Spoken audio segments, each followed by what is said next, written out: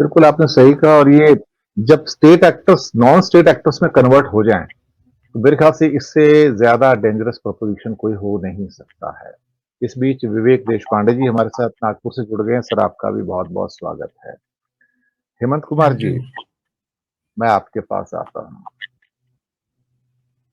हम जा कहाँ रहे हैं? अल्टीमेटली किस किस्म का समाज पैदा कर रहे हैं?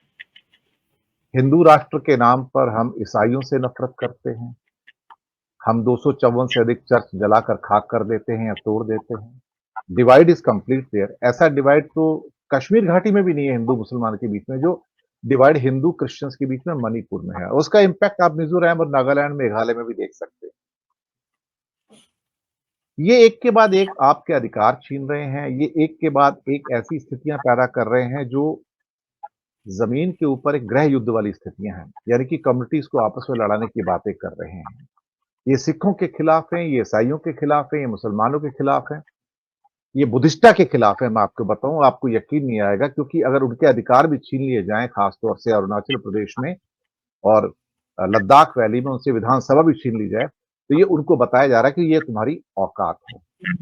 तो एक किस्म से ये जो है धीरे धीरे कम्युनिटीज के प्रति जो घृणा पैदा हो रही है, ये बाद में एक ज्वालामुखी का रूप ले लेंगे और जिस दिन फूटेंगे अपने साथ ना जाने किस किस को बहा कर ले जाएंगे।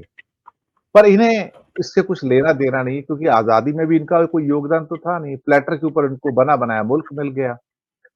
इन्हें कुछ पता तो है नहीं 70-75 सालों में क्या हुआ। तो अब ये कुछ भी कर सकते हैं।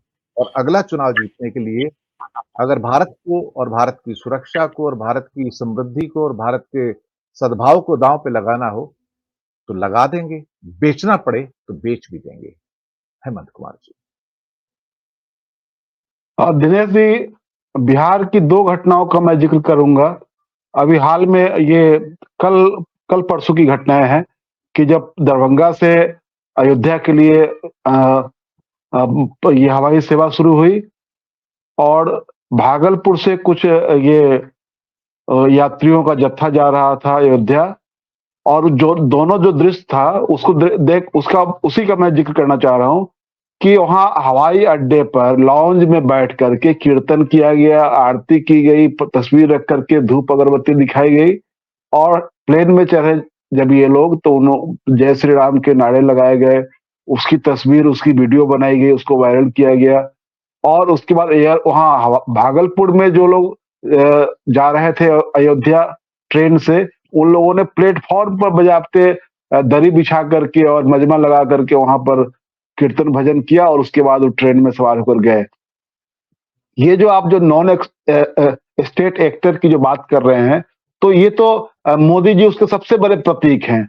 उन्होंने राम मंदिर में प्राण प्रतिष्ठा के नाम पर जो कुछ किया और नए संसद भवन में जो उन्होंने सेंगोल की स्थापना करवाई, पंडे पुजारियों, सिखाधारियों, टीकाधारियों को जुटा करके जो नाटक किया, उसकी इजाजत तो संविधान देता नहीं है।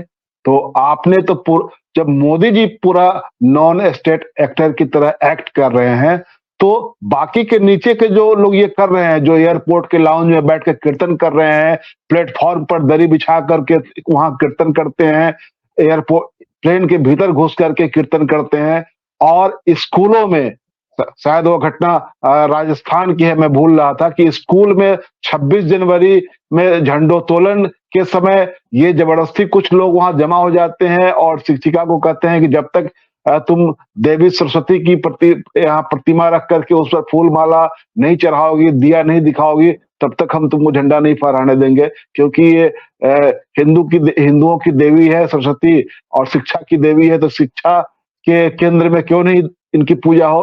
तो 26 जनवरी को भी आप एक तरह से एक निर्मूल कर देना चाहते हैं। हम सब ने इस बार के 26 जनवरी को क्या देखा? ये देखा कि अपना जो तिरंगा है, जिस पर हम लोग बहुत गर्व करते हैं, झंडा ऊंचा रहे हमारा विजयी विश्व तिरंगा प्यारा, उसकी हालत क्या थी? वह भगवे के नीचे दबा दबा कहीं कहीं कोने से लगता था कि मुंह छुपा करके देख रहा था। पूरे देश में यह बनाया गया था, सभी स्थानों को छाप दिया गया था भगवा झंडा लगा करके, ताकि तिरंगा उसमें नजर ही नहीं आए। ये ऐसे ही नहीं था, ये अनायास नहीं था कि 26 जनवरी से पहले आपने 22 जनवरी तय की और पूरे देश में को भगवा झंडे से पाट दिया ताकि तिरंगा दिखे ही नहीं, क्योंकि आपको तिरंगे से जो नफरत है वो तो लिखित इतिहास है कि आपने कहा था कि तिरंगा इस देश का राष्ट्रीय ध्वज नहीं होगा, संविधान इस देश में नहीं चलेगा। यहाँ तो पहले से मनुस्मृति है, जो सबसे बेहतर है उसी से क्यों नहीं चलेगा? ये तो ऑन रिकॉर्ड है, इन लोगों ने कहा है। और इन लोगों ने ये भी कहा था कि नेहरू जी ने जब आपत्ति दर्ज कराई थी, कहा था कि ये लोग तो लगता है कि देश को 200 साल पीछे ले जाएंगे। तो इन्होंने कहा था कि नहीं नहीं, हम तो 2000 साल पीछे ले जाना चाहते हैं, आप 200 साल की बात करते हैं। तो ये 2000 साल पीछे ले जाने के लिए ये सब हो रहा है। आप बताइए कितना, एक महिला शिक्षिका लड़ रही है 100 लोगों से, सब घेर करके कह रहे हैं नहीं तुमको सरस्वती जी की प्रतिमा लगानी है। सबने जबरदस्ती लाके बाबा साहब और महात्मा गांधी की तस्वीर के बगल में वो तस्वीर रख दी कि नहीं इसकी पूजा करो, उसके बाद झंडा फहराने देंगे। कितना आहत होता है किसी भी लोकतांत्रिक व्यक्ति का मन जो संविधान में विश्वास रखता है, जिसको लगता है कि नहीं हम लोग प्रजा से नागरिक बने हैं और नागरिक बनने के बाद जो अधिकार मिला है पढ़ने लिखने चुने जाने और चुनने का अधिकार, वो सब लगता है कि नस्तनाबूद हो रहा है। कौन उसको कर रहा है? मोदी जी तो खुद कर रहे हैं। वो क्या करना चाह रहे हैं?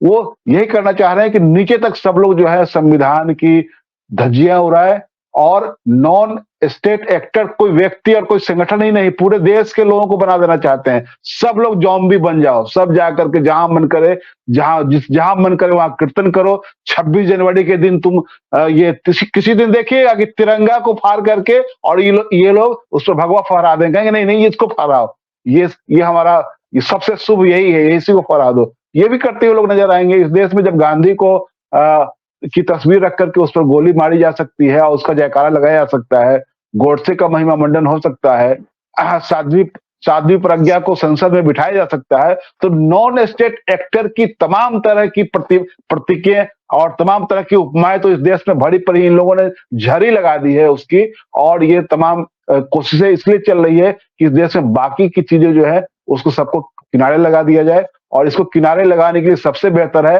कि लोगों के दिमाग में जितना जहर और गोबर भरा जाए वो बेहतर है। तो इसी दिशा में ये बढ़ रहे हैं। वो सब कुछ जो दिखाने के लिए जो कुछ किया जा रहा है, वो आप आज आडवाणी जी को भारत रत्न आपने दे दिया। मैं समझता हूं कि आज कोई भी लोकतंत्र पसंद व्यक्ति जो चाहता है कि यह देश, जो आइडिया ऑफ इंडिया जो है उसमें विश्वास रखने वाला व्यक्ति आज दुखी है, क्योंकि मोदी जी ये डिजर्व नहीं करते, ये आडवाणी जी यह डिजर्व नहीं करते हैं। आडवाणी जी को किस लिए जाना जाता है? रथ यात्राओं के लिए, उनको ख्यात रथ यात्राओं के लिए, जिसके जरिए आपने देश में धार्मिक ध्रुवीकरण और विभाजन को बढ़ावा दिया। उसके बाद देश में कई बड़ी हिंसा की घटनाएं हुई और उसकी बुनियाद पड़ी जिसको लेकर के जिसकी फसल आज मोदी जी काट रहे हैं। तो आप एक तरफ कर्पूरी ठाकुर को देते हैं भारत रत्न और लगे हाथ तो फिर मोदी जी को देते हैं।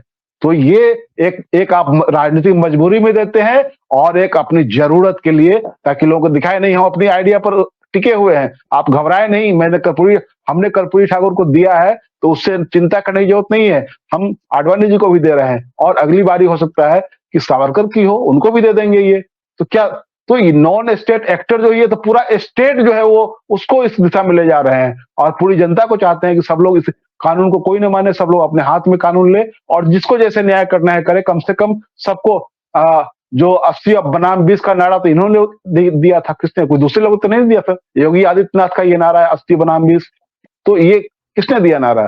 तो ये पूरी जो इनकी रवायत है वो यही है कि किसी तरह देश में ज्यादा से ज्यादा धार्मिक ध्रुवीकरण हो और ये इसी राह पर आगे बढ़ रहे हैं। और इससे उसको देश का बंटवारा हो जाए कोई दिक्कत नहीं है, हमारी सत्ता हमको वापस मिले। जी।